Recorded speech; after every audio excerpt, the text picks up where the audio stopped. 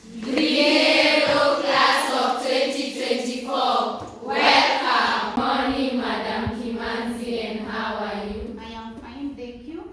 So today we are going to discuss our functions, the functions of the liver, whereby there are 5 major functions and then we have the other functions.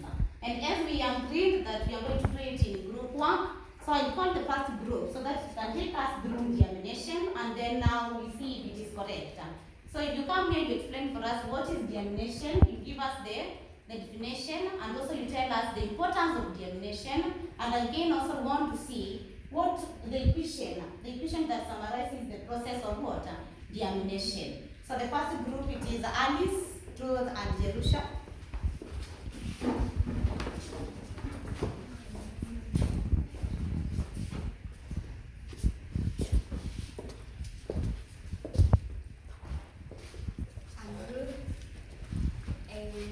We are group 1 talking about germination. Germination is the process by which the excess amino acid are broken down into the liver. This process is important because the body does not have a mechanism to store the excess amino acids. And for germination to take place, the amino groups of the amino acids are removed to form ammonia. And the ammonia is taken to the ornithine cycle, which is a series of reactions resulting in the formation of urea, which is a less toxic compound compared to ammonia. The other point there, yes, Santa? Or yes? The remaining amino acid is converted to fatty acids and glycogen, and then it is stored in the liver. Okay, any other point? Esther? The excess glucose can also be converted into glycogen or fats for storage. Any other? Okay, yes? Also, the urea that was formed, it is released into the blood stream and eventually passed out in urine through the kidneys. Okay, so we've described for us the process of germination. So Jerusha, you wrote for us the equation. Let's appreciate them.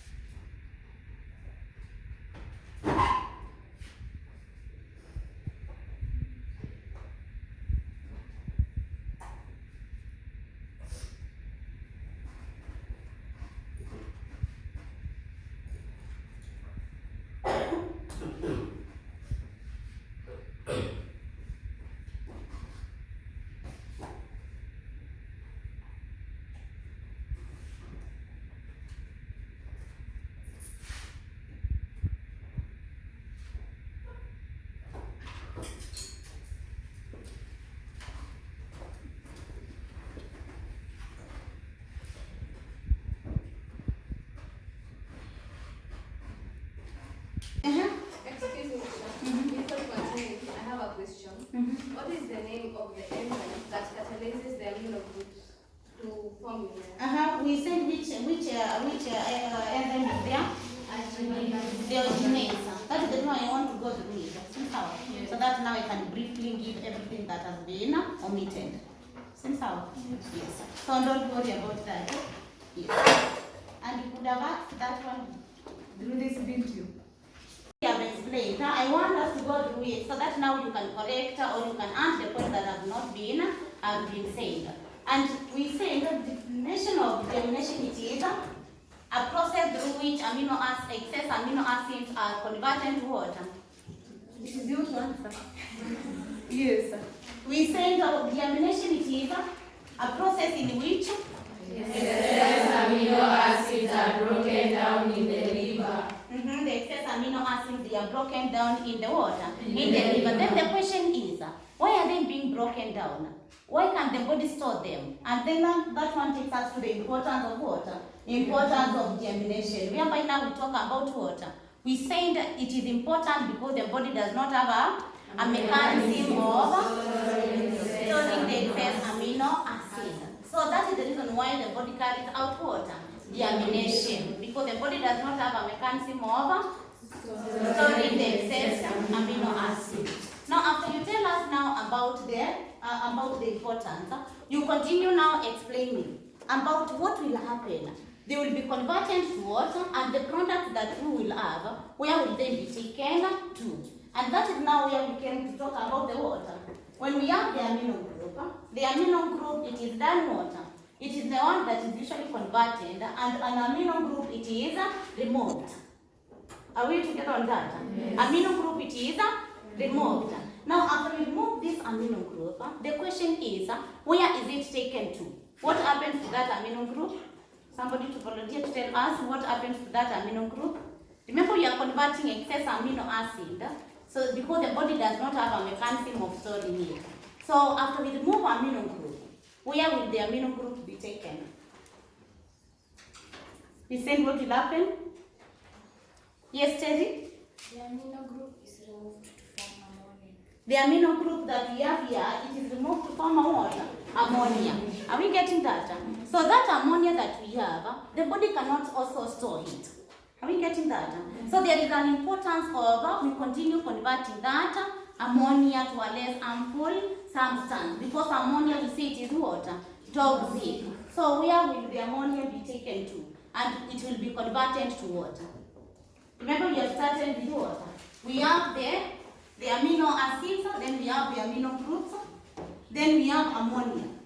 So when we have ammonia, where will we take ammonia? This is our amino group, or what you are calling amino group. Then we have ammonia. It is converted to ammonia. And then we have the water. The reason why the body cannot store the ammonia, it is because of water.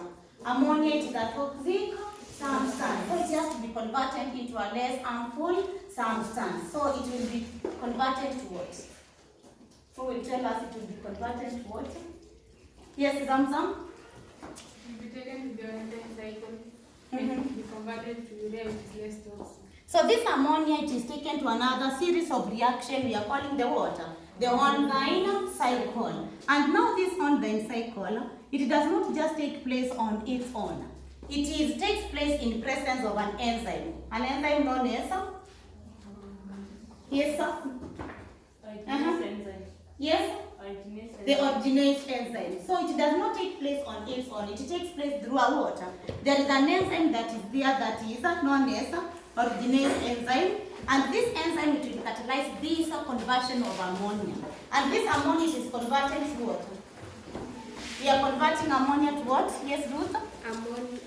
To ammonia and carbon dioxide.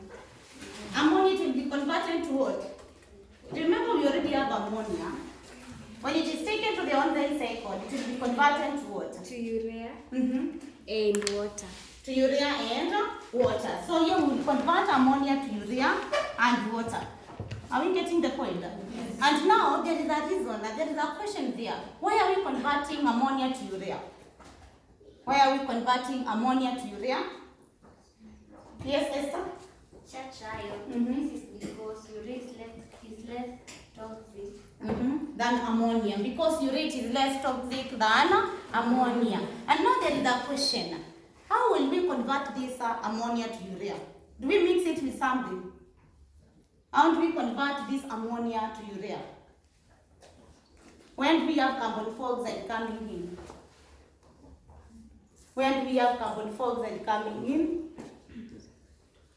So that we can get in enzyme cycle, what happens there? In enzyme cycle, what happens there?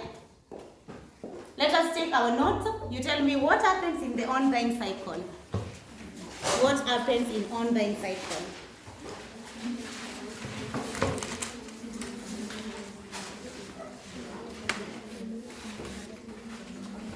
Through the equation, there is carbon dioxide? Yes, whereby the ammonia is mixed up with water, carbon dioxide. So in the online cycle, that is a point you note down. In the online cycle, ammonia is mixed up with carbon dioxide. In the online cycle, ammonia is mixed up with carbon dioxide. So that now we can get the water, the urea that we have there.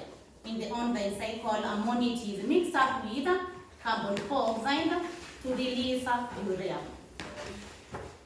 Release urea.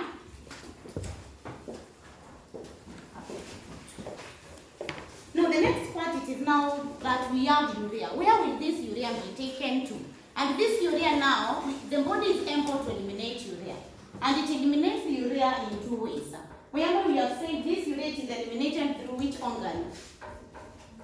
Urea will be eliminated through which organ? The kidney. Are we getting that? Whereby in the kidney we know that there will be what? Formation of urine. Whereby now when it is passed through the nephron of the kidney, it will be passed out in form of water, of the urine. Are we getting the point? Yes. Now what about the other part of the urea? Any other organic material that remains and it is not passed through urine, it will be eliminated in which form? Is it only urine that will eliminate urea? And the excess amino acids? No. We also said what happens to the excess amino acids? They will be broken down to glucose to produce energy. Yeah, the excess amino acids that have not been converted, because not all of them will be converted to ammonia. The remaining organic materials, they will be now broken down to release water, energy, or they will be converted to glucose, and then they can be stored in form of water, of glycogen. Are we getting the point? Yes. So that is now how deamination takes place. And this is a part that it should give you how many marks? 5 marks. Whereby you will tell us about the water. The definition of deamination, the importance and how the process does water, it takes place. Any question? Any question? Yes, Ruth? Sure. For me, I've not understand where carbon dioxide have come from. It is in the online cycle. In the online cycle, this ammonia cannot be converted just like that, because if we convert ammonia without carbon dioxide, we will break it down to nitrogen and either hydrogen. Are we getting that? Detoxification, and we have different students who will be coming to take us through detoxification. And then when you come to talk about detoxification, talk about what is detoxification and tell us, give us examples of some of the harmful substances that can be broken down now to show that they were toxic, but now they are less toxic. So we have the first one is Lynette and Christine. Lynette and Christine and Lucy.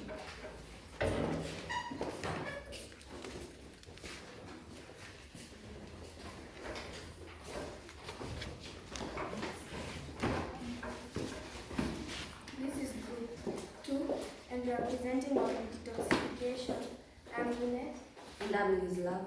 I'm Christine.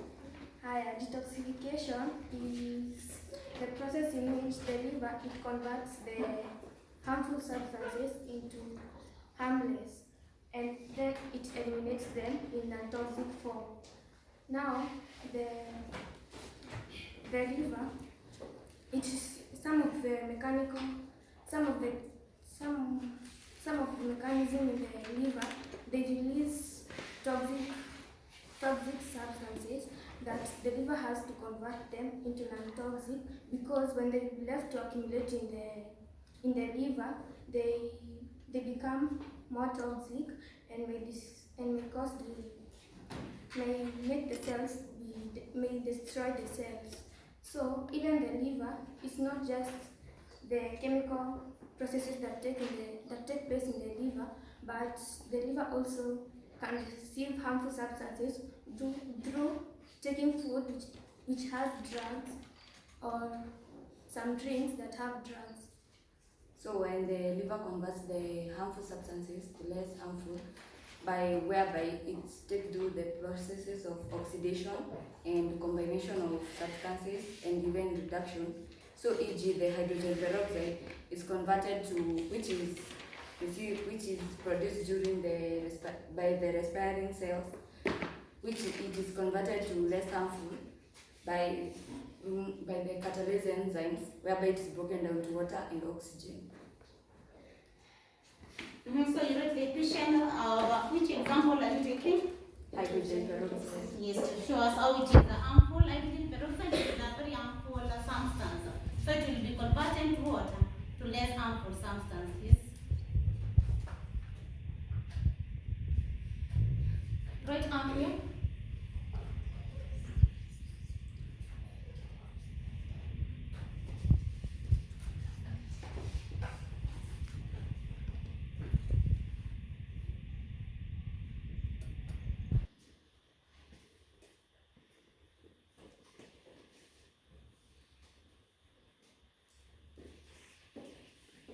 Remember to check the spelling. Catalase enzyme.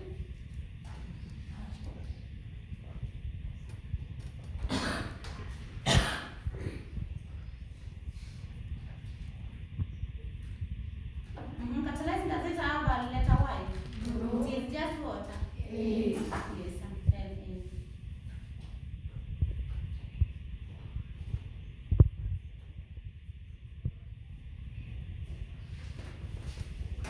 Appreciate them.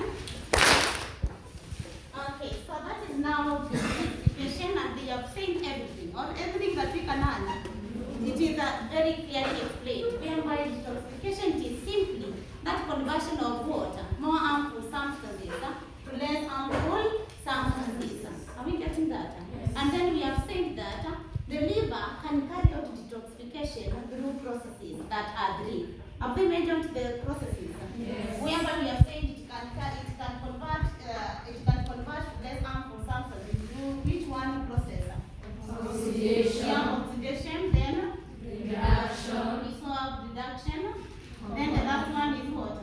Combination with other substances. Yes, combination with other substances. And what we have seen here through the hydrogen peroxide, it is which process? Is it oxidation, is it reduction, or it is combination? Reduction. This one it has been reduced. Are we getting that? Hydrogen peroxide, it is a very harmful or toxic substance. And then we have converted to water and oxygen, which are the less toxic.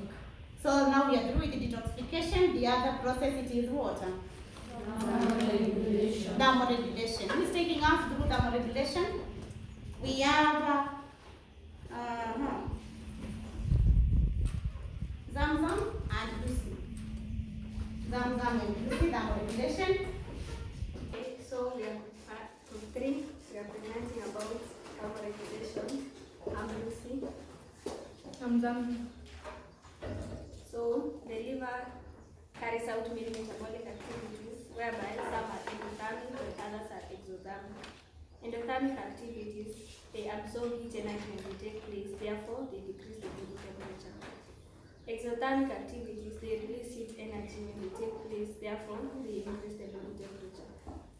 Okay, so when the body temperatures are high above normal, the hypothalamus sends an impulse to the liver to increase the endothermic activities, which will absorb the heat energy, thus lowering the body temperature back to normal. When the body temperature is low below normal, the hypothalamus sends an impulse to the liver to increase the exothermic, which will produce more heat energy, thus rising the body temperature back to normal. Thank you. Yes, so we have seen how will the liver carry out thermoregulation. The liver, this is the point that you should note. The liver will carry out thermoregulation through two processes. Exothermic, we have exothermic, and also we have the water, exothermic reaction. And this one it is very easy to understand it, because when now the body temperatures are very high above normal, the liver will carry out which reactions? When the body temperatures are very high above normal, the liver will carry out which processes? Endothermic. Is it endothermic or exothermic? Remember, we need to release more heat energy to the surrounding. So it will carry out water. Exothermic. So this one, the liver will increase the water, the metabolic activity, so that they can give out the water. Yes, Zamzam. So you are saying when the body temperature Is very high above normal. Remember, we need to emit the heat energy to the surrounding. Are we getting that? So it will try to do what? To carry out processes. Remember, endothermic, they are retaining the body temperature. Are we getting that? But now when the endothermic reactions are taking place, more heat energy will be given out. Are we getting that? It will be lost in form of water, heat energy. But now when we are retaining, what will happen? When the endothermic reaction are taking place, what will happen? Remember this one, there is what? Is released. Then this one, the endothermic reaction, what will happen with them? There will be what? More it is absorbed inside the water, into the body. So which one will lead to the regulation of the temperature? Which one will increase the body temperature? Which one will decrease? That is now what we want to understand. Which one will reduce the body temperature? Is it exothermic or is it endothermic? Yes, which one? Exothermic will do what? It will increase the body temperature. So when is it taking place? When is the liver taking carrying out exothermic reactions? When the body temperature is what? Is low. So when the body temperature is low, it is now when low body temperature. It is now when the liver will carry out what? Exothermic reactions. Exothermic reactions. The exothermic reaction, they will take place when the body temperature is what? Low. When the body temperatures are what? Are very low, so that it can increase the water, more heat energy into the body. And then now they will increase the water, the body temperature. What about when now there is a lot of heat energy within? When the body temperature increases, then the liver will carry out the water, endothermic reactions. Are you getting that? Yes. Okay. The function of the liver, it is the plasma regulation of the plasma proteins. You want to see how does the liver regulate the water, the plasma proteins in the water, in the body. And we have these plasma proteins as an example. It is an example of a plasma protein. Yes. We have the albumin, the antibodies, Lillian, and then the fibrinogen. Any other? We have prothrombin. So we have a group that is coming to explain how these plasma proteins are regulated. So Lillian, and Alice. I'm Precious. I'm Lillian. And we are presenting the regulation of plasma protein. So, plasma protein are important components in the body because most of the plasma protein are synthesized from amino acid in the liver. The plasma proteins, as you have said, they include albumin, fibrinogen, prothrombin, and antibody. Now, the excess plasma proteins are regulated by the liver through elimination and digestion in order to regulate the quantity. That's all. Appreciate them? Very good. So how is the liver regulating the plasma proteins? It is regulating the plasma proteins through which processes? That is what we master. The regulation of the plasma proteins it occurs through which processes? Deamination and digestion. Because remember, these are proteins. And when they are proteins, we just need the water. We need to understand where will they be taken. So they will just follow the process of deamination, whereby the excess amino acids, they will be now converted to water, amino group as we discussed earlier. Then if we have the rest that are remaining, it will occur through water, deamination. Then we need to master those plasma proteins so that we can understand which of these plasma proteins are we talking about. So that is the regulation of water. The plasma proteins, whereby we have said the liver will regulate them through deamination and digestion. The other role? The other role that we are remaining with is hemoglobin regulation. Who is taking taking us through hemoglobin regulation. So in this one, we want to understand when red blood cells die, that hemoglobin that is in them, where is it taken to? So if you come here, tell us that hemoglobin that is in the red blood cells, where is it taken to after the red blood cells die? We have Esther, Providence, and Christina. We are presenting hemoglobin regulation. I'm Christina. I'm Clappy. I'm Providence. I'm Yvonne. When the red blood cells die, they are taken to the liver where they are broken down. The hemoglobin are broken down into two groups, that is hemogroup and globin group. The globin group is digested into amino acid, which is then taken to the amino acid pool. The hemoglobin group is broken down into two substances, that is the biliverdin and the bilirubin. The biliverdin and the bilirubin is taken to the gallbladder, where it's released by the alimentary gland through formation of a bile. The hemoglobin also releases a residue known as the urochrome. The urochrome is terminated through the urine. It gives the urine its yellow characteristic of yellow tint. Appreciate them. So we are going to summarize that hemoglobin regulation through an equation. Who was supposed to write the equation for us? Everybody will see. How will the hemoglobin be broken down into two groups, the hem group and the globin group, and then where each component is taken to.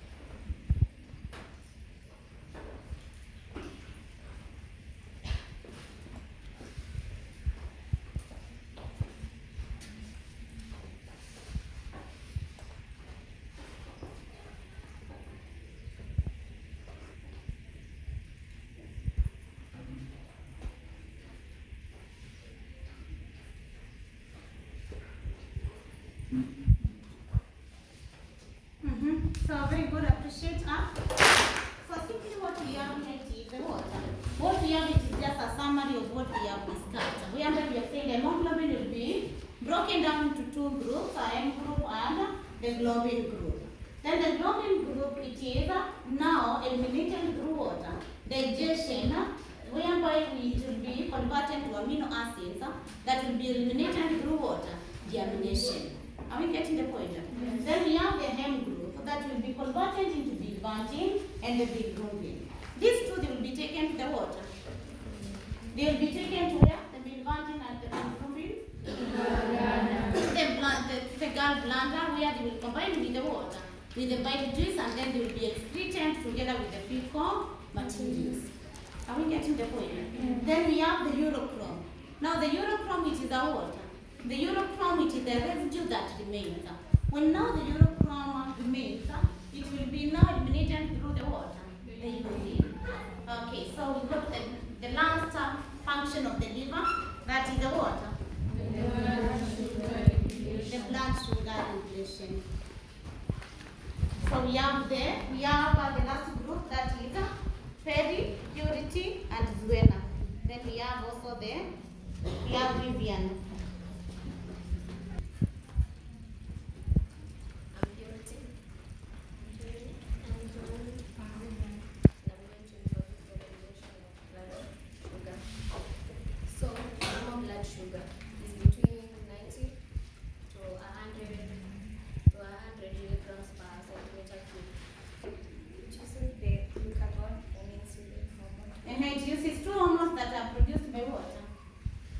These hormones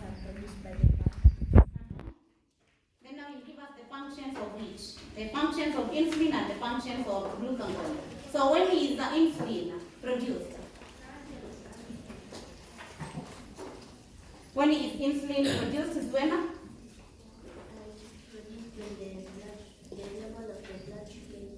Yes, it is produced when the level of the blood sugar is very what? It is very high in order to lower the blood sugar. Then glucagon? Glucagon is produced when the level of blood sugar in the blood is low in order to raise it to the optimal level. So the functions of the insulin? First, it stimulates the liver cells to convert excess glucose to glycogen for storage. Then second,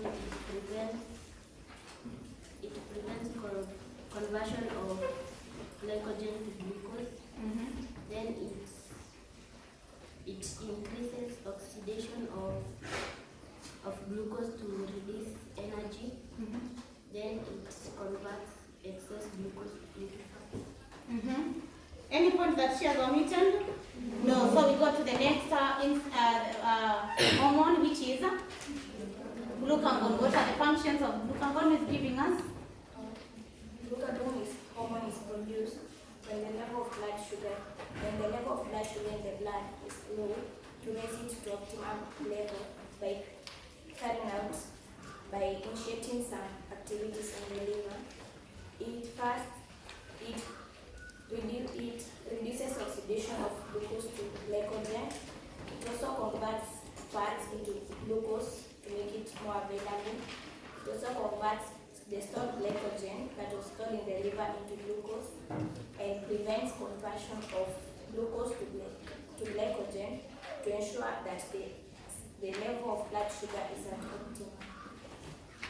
Now